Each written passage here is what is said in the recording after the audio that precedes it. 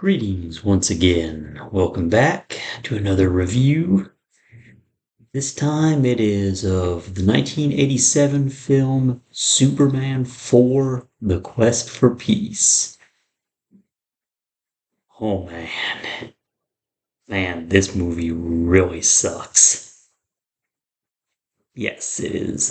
It's awful. I mean, um, it's Superman 4: The Quest for Peace, the 1987 film, if you could even call it that, starring Christopher Reeve, Gene Hackman, Margot Kidder, and introducing Mariel Hemingway, a new kind of love interest character. Goes nowhere. It was a dumb idea to begin with.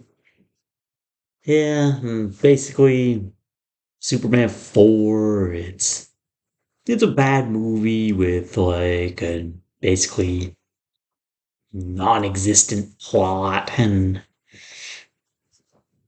Superman wanting to rid the world of nuclear weapons, and man, it's just so bad. And then it spins off into some other thing about Lex Luthor escaping from prison and using a sample of Superman's DNA to create this villain called Nuclear Man.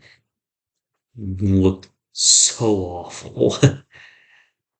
Like, yeah, uh, the guy, the Nuclear Man guy, he doesn't even talk. He's every time he speaks, he's being voiced over by Gene Hackman. I don't get that at all. Yeah, and of course, like, and it's got this other subplot of the Daily Planet getting bought out by some tabloid company. Don't care at all, one way or the other. And basically, the whole situation behind this movie is that, like, after Superman 3, Christopher Reeve really didn't want to do any more Superman movies because he was burned out by that point and he had bad experiences with the making of Superman 3. And when when Superman 3 kind of underperformed at the box office in 1983, Salkin sold the right-off to Cannon Films. Cannon was a studio that had for years made low-budget action films like Invasion USA, Cobra, Over the Top, stuff like that. They were at a point where they were going out of business. They wanted to try and be the next big studio, and they thought films like Superman and Masters of the Universe could save them. Fortunately, it did the exact opposite. Uh, this movie was apparently originally given a $37 million budget by Warner Brothers, but only 17 million was actually used for production. And there's been rumors about what happened to the other 20 million, if it was used to finance other movies or if it was just used to pay all the creative team involved. No one really knows. But yeah, and Christopher Reeve said that he would only do it if he could have some control over the story and if his passion project Street Smart would get financed. I personally don't think it was worth it because I saw Street Smart and didn't wasn't impressed with it. Thought it was just meh. Didn't get all the hype. And then this film killed Christopher Reeve's career. It killed Superman on film for almost 20 years. It's like Superman 4 was the film that was basically just trying to recreate scenes from the first film, like, hey, you liked when Superman and Lois flew in the first film? Here, let's give it to you again. Only this time around, Superman is just kind of an asshole about it. Clark says he wants to step out for fresh air and then has Lois step right off the balcony. She's probably terrified, but he's like, "Oh, I'm Superman. Never mind." And then while they're flying, he kind of just throws her. Sorry, I know this review's been a little rambly so far, but there's really just not a lot to say about this movie story wise, because I mean, there really is no story. Superman just wants to rid the world of nuclear weapons. Then there's some other subplot of a tabloid publisher trying to buy out the Daily Planet, and Superman gets a letter from this kid named Jeremy. He wants him to rid all the world of nuclear weapons, and Superman goes to fake UN because it's not the real UN because they shot this whole film in London. It couldn't go to New York, so and Superman just gets up there and says, "Yeah, by the way, I'm going to rid the world of all nuclear weapons effective immediately." And like everyone is just like, "Great." And they just hand their nukes over, and it's weird too because they're launching the nukes, yet the nukes are getting launched, so they're obviously armed. And then Superman has them in this giant net out in space, and they're all touching each other. So that sounds like a bad idea to me. Then he spins the net around, throws it into the sun, which sounds like it would cause a bad solar flare for Earth. And Lex breaks out of prison with the help of his henchman in this film, which is his nephew named Lenny, played by John Cryer, who would go on to play Andy in the TV series Two and a Half Men. He in this movie he's just like Lex's annoying like nephew henchman. So I guess they couldn't get Ned Beatty to come back to be Otis, so they got made this character. And basically the whole thing is Lex steals a piece of Superman's hair from a museum. And the hair is on a string, and the hair is holding up 1,000-pound weight. And all Lex has to do is just bust the glass open and use a pair of clippers to cut the hair. That's lame. And he uses that as the genetic material to create Nuclear Man by putting it on a nuclear missile, and having it thrown into the sun.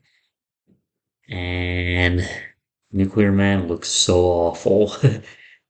He's just this, the guy wasn't even a real actor, he was just some Chippendales dancer. And he, was just put in this movie because he was cheap. Like, the original plan apparently was for Christopher Reeve to play both roles, but, the budget didn't allow for that. With the special effects, and then it's just so lame from there. Get a lame fight between Superman and Nuclear Man where, yeah, this fight is so lame where Superman has these magical vision powers to repair a wall for some reason.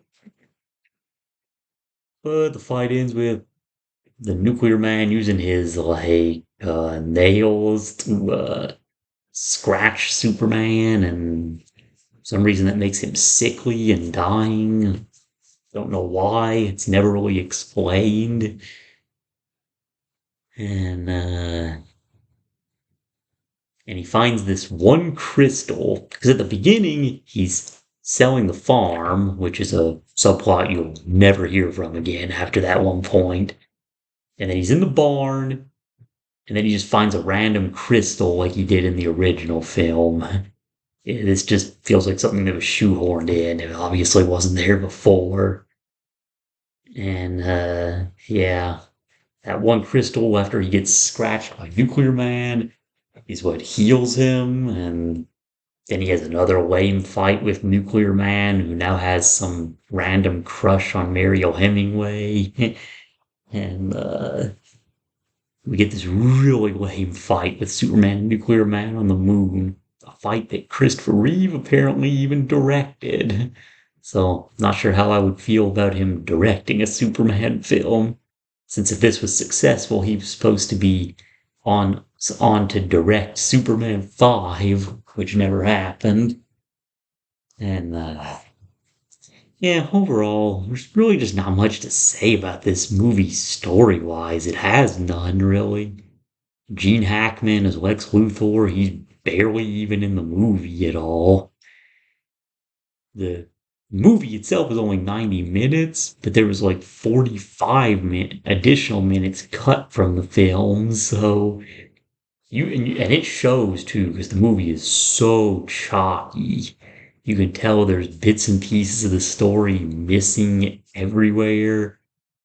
According to something I read from an interview with John Cryer, was that Canon was on the verge of bankruptcy already, and they ran out of money and actually had to release the film unfinished because there was all kinds of scenes left out, like a scene where you first saw Nuclear Man fall in love with Mariel Hemingway, and there was even a scene of a failed attempt at Nuclear Man, a first one, which I can tell why that scene was cut out because it was just god awful.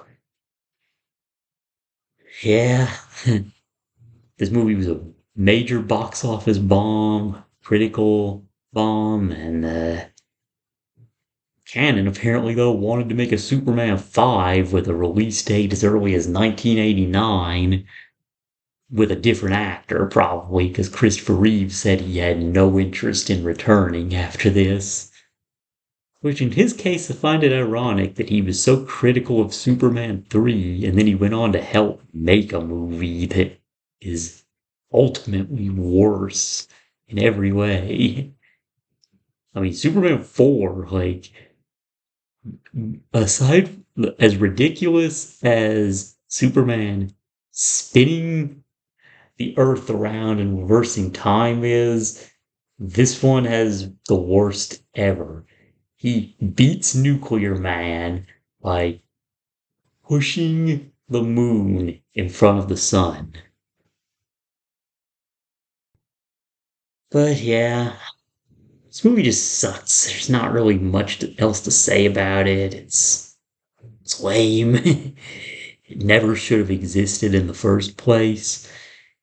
It only existed because Christopher Reeve got a little full of himself. It's a movie that comes off as preachy and an example of a studio just holding on to rights to a property just to make money. I'd give Superman 4, The Quest for Peace, a 1 out of 10. The one is only just that at least Christopher Reeve does the best he can as Superman in this movie. I can at least say that. Yeah, and then unfortunately this would be the last Superman movie we would ever see with Christopher Reeve, because 8 years later, of course, he would have his accident and be a quadriplegic for the rest of his life. And he passed away 9 years after that.